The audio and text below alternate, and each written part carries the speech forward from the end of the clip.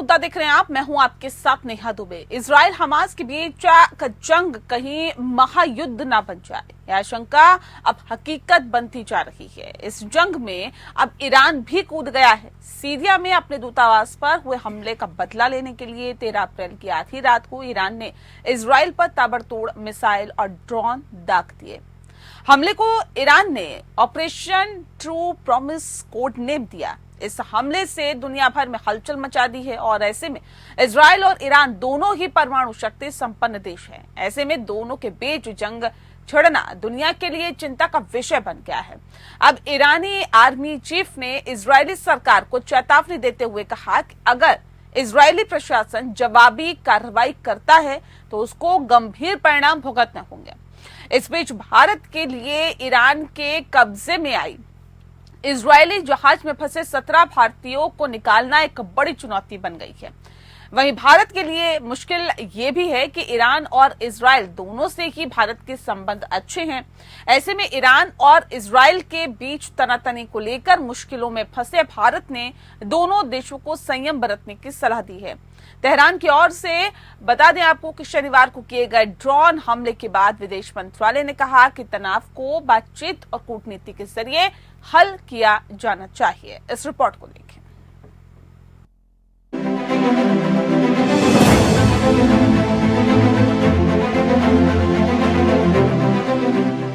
फिलिस्तीन के समर्थक ईरान के हमास युद्ध के बीच इजराइल पर हमले से दुनिया भर में हलचल मची है।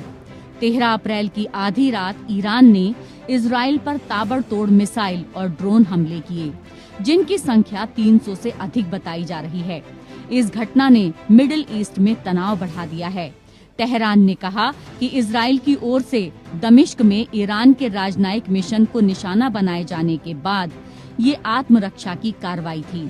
उधर भारत ने हालात को मानवीय त्रासदी बताते हुए कहा कि वह शत्रुता के बढ़ने से गंभीर रूप से चिंतित है। इससे क्षेत्र में शांति और सुरक्षा को खतरा है।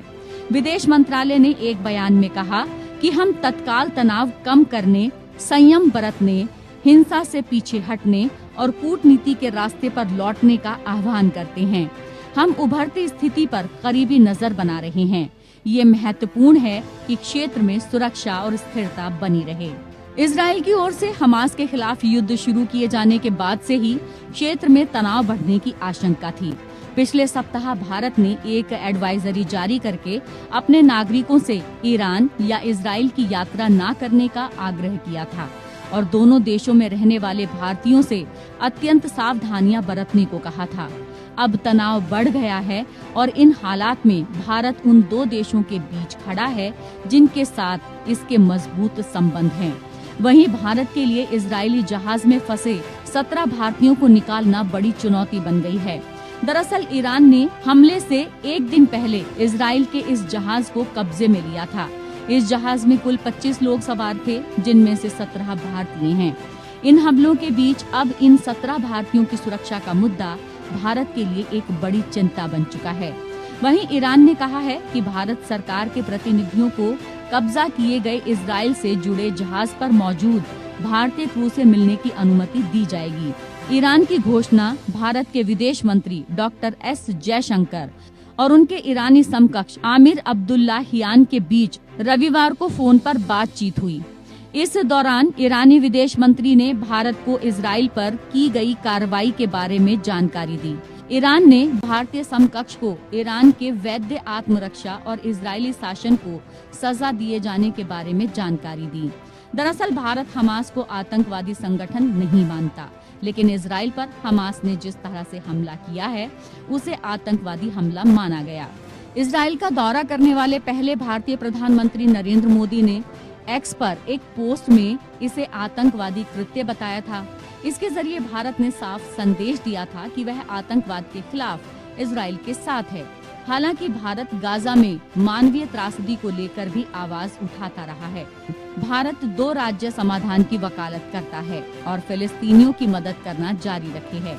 लेकिन ताज़ा घटनाक्रम ने भारत समेत दुनिया की चिंता बढ़ा दी है, क्योंकि जंग का दायरा बढ़ता जा रहा है। Bureau report, APN। जी हाँ, तो इजराइल और हमास के बीच जंग कहीं महायुद्ध में ना तब्दील हो जाए, ये आशंका अभी तक जताई जा रही थी, लेकिन अब ये हकीकत में तब्दील होती हुई दिखाई दे रही है। अब सवाल इस बात को लेकर है कि उन 17 भारतीयों को कैसे सुरक्षित बाहर निकाला जाएगा और कैसे उनको उनके ऊपर जो दिक्कतें आ रही हैं उनको कैसे दूर किया जाएगा। इस विषय पे आज हम तफसील से चर्चा करेंगे। खास मेहमान हमारे साथ मौजूद है, उनसे आपका परिचय करा देते हैं। इस वक्त हमारे साथ जय सोढ़ी साहब है, रक्षा विशेषज्ञ हैं, बहुत स्वागत है सर आपका। और संजीव श्रीवास्तव जी हमारे साथ जुड़ गए हैं, विदेशी मामलों के जानकार हैं। संजीव जी आपका भी बहुत स्वागत है। इस खास कार्यक्रम की शुरुआत संजीव जी आपके साथ ही करते हैं। ये कितनी बड़ी चुनौती फिलहाल भारत के सामने मुंह बाहें खड़ी हुई है, कैसे लगता है आपको, और ये कितनी बड़ी चुनौती आप समझते हैं? देखिए, ये जो चुनौती तो अवश्य है, लेकिन भारत के चाहे वो इजराइल हो चाहे वो ईरान हो, दोनों ही राष्ट्रों के साथ अच्छे संबंध हैं।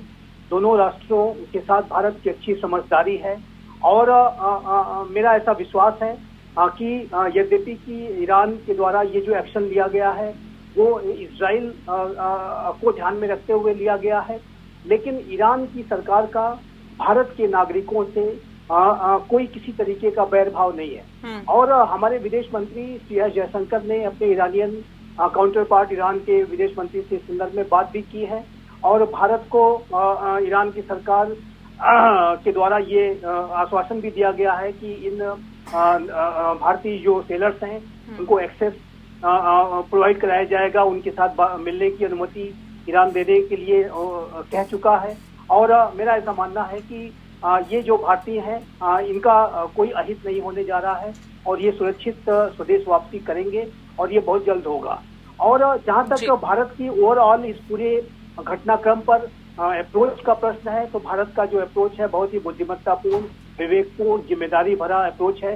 भारत ने सभी पक्षों को रिस्ट्रेंट बरतने की सलाह दी है। साथ ही साथ ये भी कहा है कि जो भी इश्यूज हैं उसको बातचीत के माध्यम से, डिप्लोमेसी के माध्यम से हल किया जाए। तो भारत का जो अप्रोच है वो एक संतुलित अप्रोच है और एक बुद्धिमत्तापूर्ण अप्रोच है और मेरा ऐसा विश्वास है कि इसका सम्मान दोनों ही राष्ट्र करेंगे। और ईरान जिनकी के पास हमारे कई भारतीय नागरिक हैं, तो उनकी वो उचित देखभाल भी करेंगे और उनकी स्वदेश वापसी भी सुनिश्चित कराएंगे। तो मेरा ऐसा विश्वास है कि चुनौतीपूर्ण स्थिति अवश्य है और ये पूरा घटनाक्रम पूरे मिडिल ईस्ट रीजन के लिए, पूरे वर्ल्ड के लिए एक चिंता का अवश्य विषय है, लेकिन भारत के जो संबंध हैं वो इन राष्ट्रों के साथ दोनों के साथ अच्छे हैं, इसलिए इतनी ज्यादा चिंता का देखा कि कतार से हमने कैसे अपने पूर्व नौसेना के अधिकारियों को वापस बुलाया और भारत का मिडिल ईस्ट रीजन में भी एक बहुत बड़ा सम्मान है और जिसकी की वजह से ये जो हमारे भारतीय हैं वो स्वदेश वापसी करेंगे, ऐसा मेरा विश्वास है। ठीक है सोढ़ी साहब, मैं आपका रुख कर लेती हूँ। सर, इस जंग में अब ईरान भी कूद गया है। सीरिया में अपने दूतावास पर हुए हमले का बदला लेने के लिए 13 अप्रैल की आधी रात को ईरान ने इजराइल पर ताबड़तोड़ मिसाइल और ड्रोन दागे हैं। ऐसे में अब, क्योंकि पहले तो हम हमास के साथ देख रहे थे, अब ये जो समीकरण है युद्ध का ये थोड़ा सा बदलता हुआ दिखाई दे रहा है। क्या लगता है कि किसका पलड़ा भारी आपको लगता है, और अगर ये सिचुएशन आगे बढ़ती है तो किस तरह के हालात हो सकते हैं? जय हिंद नेहा जी। जय हिंद सर। ये मेरा सौभाग्य है कि मैं आपके न्यूज चैनल में विख्यात को पैनलिस्ट के साथ हूँ। आज से 20 साल पहले इजराइल कई अरब देशों को इकट्ठे जंग में हरा सकता था और कई बारी हराया भी है। हाँ। लेकिन सब कुछ बदला है पिछले 2 दशक में। हाँ। ये जो अरब देश 2 दशक पहले गरीब थे, उनकी सैनिक शक्ति बहुत कम थी, उन्हें 20 सालों में रूस और चीन ने इस तरह से मदद की है कि आज ये सारे अरब देश अमीर भी हैं, आर्थिक तरीके से मजबूत भी हुए हैं और सैनिक शक्ति में भी उनका इजाफा हुआ है। और इसका एक बड़ा नमूना हम पिछले 7 अक्टूबर से देख रहे हैं। 6 महीने से ज्यादा युद्ध के हो चुके हैं युद्ध को इजराइल हमस के, और इजराइल हमस को खत्म नहीं कर पाया है। और इसका दूसरा बड़ा नमूना हमने कल देखा 14 अप्रैल तड़के सुबेरे जब ईरान ने 380 मिसाइल, रॉकेट्स और ड्रोन से इजराइल को अटैक किया। अब कई विशेषज्ञ ईरान की असफलता कह रहे हैं कि वो कुछ इजराइल में डैमेज नहीं कर पाए, लेकिन हकीकत ये है कि ईरान की इसमें असफलता नहीं है, इसमें सफलता है। क्योंकि ईरान ने इस अटैक से पहले तुर्की को बताया था और तुर्की को बोला था अमेरिका को बताने के लिए कि सुबह 2 और 4 के बीच में इजराइल पे हमला होगा, और तभी अमेरिका ने इजराइल को पहले ही सूचित किया और आयरन डोम पूरा एक्टिवेट हुआ ताकि ये जो मिसाइलें दागी जाएंगी उनको रोका जाए। ये ईरान ने इसलिए किया क्योंकि ईरान का जो एम था वो इजराइल में क्षति पहुंचाने का नहीं था। ईरान का एम था इजराइल को बताने का कि वो अपनी धरती से इजराइल पे वार कर सकता है, और इजराइल ने अगर ईरान पे दोबारा कोई ऐसी हरकत की जैसे 1 अप्रैल की दमिश्क में दूतावास की थी तो अंजाम बहुत बुरा होगा। और क्योंकि अमेरिका बीच में था, अमेरिका ने ईरान को बोला कि ऐसी कार्रवाई मत करना कि वहां बर्बादी बहुत ज्यादा हो। तो ये सारा एक खेल रचा गया था। उसका 2 महत्व थे, एक महत्व बता दिया मैंने, दूसरा महत्व ये था कि ईरान ने इजराइल के ऊपर हमला करके सिर्फ 13 अरब देशों का सरगना नहीं बना बल्कि पूरे 49 मुस्लिम मेजॉरिटी देशों का ये नेता बन चुका है। आज ईरान के पास आधिकारिक तौर पे परमाणु बम ना हो, लेकिन वो ये सीक्रेटली उसके पास 3 परमाणु बम है, क्योंकि 2 अक्टूबर पिछले साल अमेरिका की खुफिया एजेंसी CIA ने कहा था कि ईरान 2 हफ्ते में परमाणु बम बना सकता है। 6 महीने से ज्यादा हो चुके इस बात को। ईरान ने 2 अक्टूबर को ही यूरेनियम को 87.5% एनरिच कर दिया था, जबकि सिर्फ 90% एनरिच चाहिए होता है परमाणु हथियार बनाने के लिए। तो आज वो ईरान नहीं है जो 20 साल पहले था, और इसकी एक झलक ईरान ने इजराइल को दे दी है।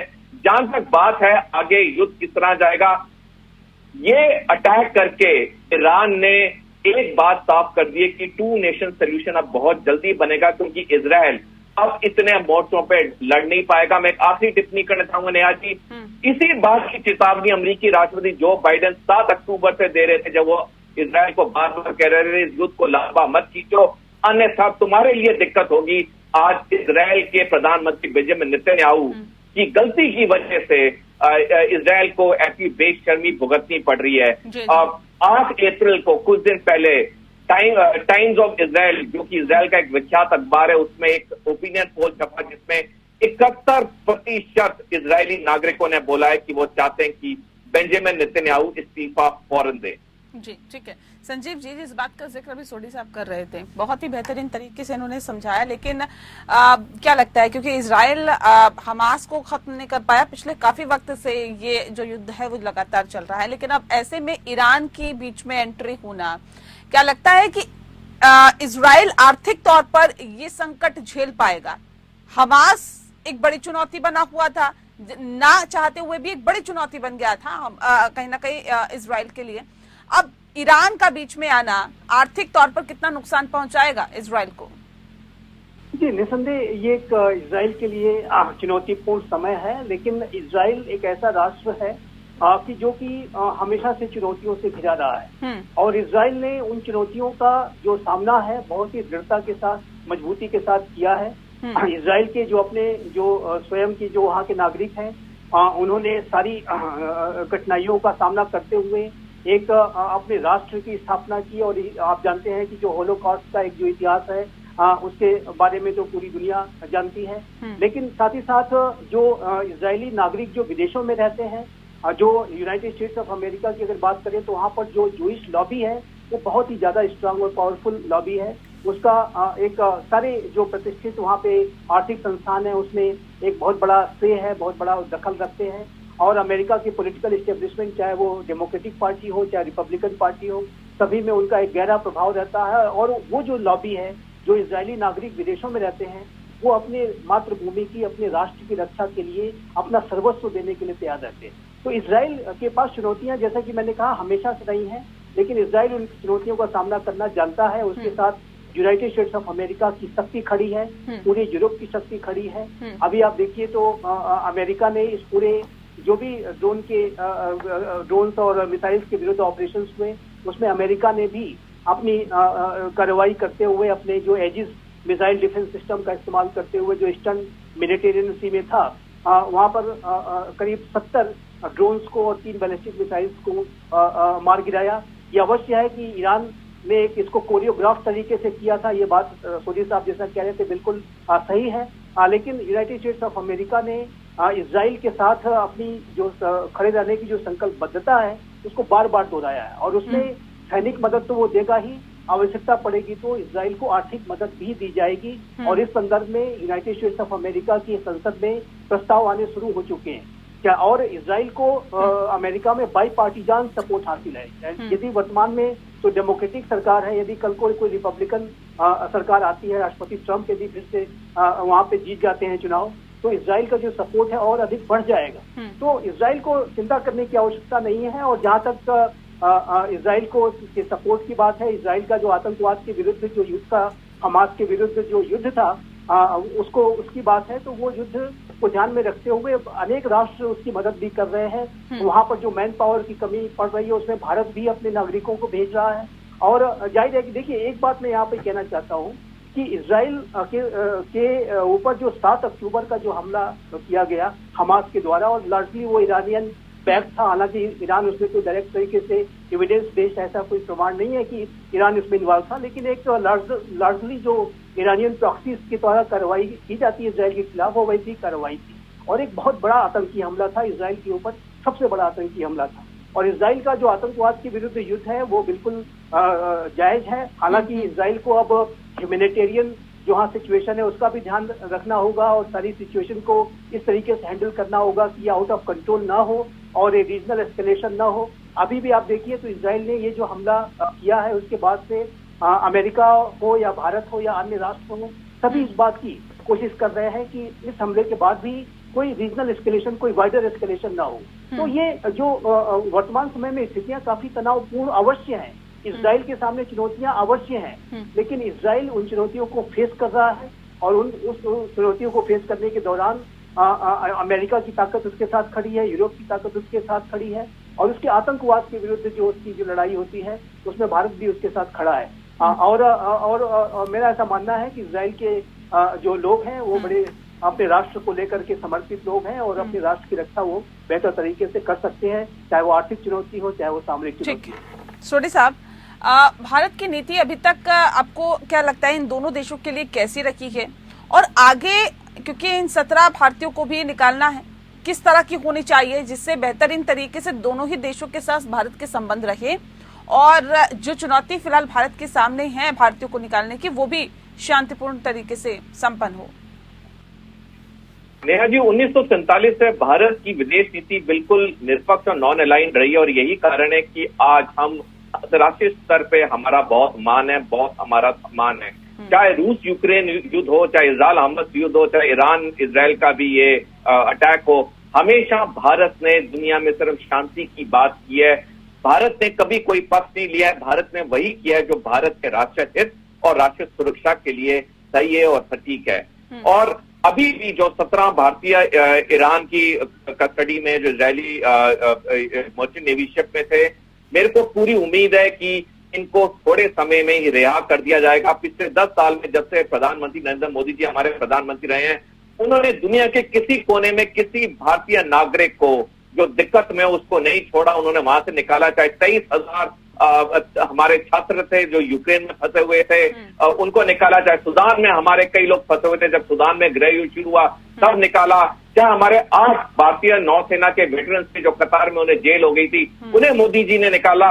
इस बार भी 17 लोग जो ईरान की कस्टडी में, उन्हें भी हमारे प्रधानमंत्री निकालेंगे। ये सिर्फ थोड़ा सा वक्त की बात है। और मैं आपके चैनल के जरिए, क्योंकि आपका चैनल एक विख्यात चैनल, रोज करोड़ों लोग आपके चैनल को देखते हैं, मैं आपके चैनल के जरिए हर भारतीय नागरिक से रिक्वेस्ट करूंगा, खास करके उन 17 लोगों के परिवार से, कि वो धैर्य रखे, धीरज रखे, प्रधानमंत्री नरेंद्र मोदी जी पे भरोसा रखें। थोड़े दिनों में ही ये 17 भारतीय नागरिक वापस हमारे देश लौटेंगे। ठीक है संजीव जी, एक आखिरी सवाल संक्षिप्त में आंसर दीजिएगा। सवाल ये कि अब भारत को क्या कदम उठाने की आप जरूरत समझते हैं? अभी तक सोडी साहब ने बताया, देखिए बेहतरीन तरीके से भारत अभी तक चला है, लेकिन क्या लगता है कि अब ऐसे कौन से कदम हैं जो भारत को उठाने की जरूरत है, या कैसा स्टैंड फिलहाल भारत का रहना चाहिए? जी देखिए, भारत अपने नागरिकों को कभी संकट में नहीं छोड़ता है और उनकी पूरी मदद की जाती है, चाहे वो ऑपरेशन राहत से उठा लीजिए, ऑपरेशन अजय तक, और अभी ये जो समस्या आई है हमारे भारतीय जो 17 भारतीय हैं, इनको भी सुरक्षित प्रदेश वापस कराया जाएगा, और इसके लिए सरकार पूरा प्रयास कर रही है। और दूसरी बात है कि जो अंतर्राष्ट्रीय समुदाय में अगर भारत की पोजीशन की बात करें तो भारत की जो आवाज है वो विजडम की आवाज है। भारत एक वॉइस ऑफ विजडम है, वॉइस ऑफ होप है। भारत के प्रधानमंत्री श्री नरेंद्र मोदी के जो शब्द उन्होंने यूक्रेन के और रशिया के कॉन्फ्लिक्ट के दौरान कहे थे कि ये जो युग है युद्ध का युग नहीं है, ये शब्द आज भी उतने ही प्रासंगिक हैं जितने कि वो कल थे। और वर्तमान समय में यद्यपि कि ये सिचुएशन का कुछ एस्केलेशन अवश्य हुआ है, लेकिन सभी जो राष्ट्र हैं including United states of America इस बात की कोशिश कर रहे हैं कि इसका वाइडर एस्केलेशन ना हो। अमेरिका ने तो इजराइल को स्पष्ट रूप से कहा है कि इजराइल अगर कोई काउंटर एक्शन लेता है तो उसमें वो डायरेक्ट पार्टिसिपेशन नहीं करेगा।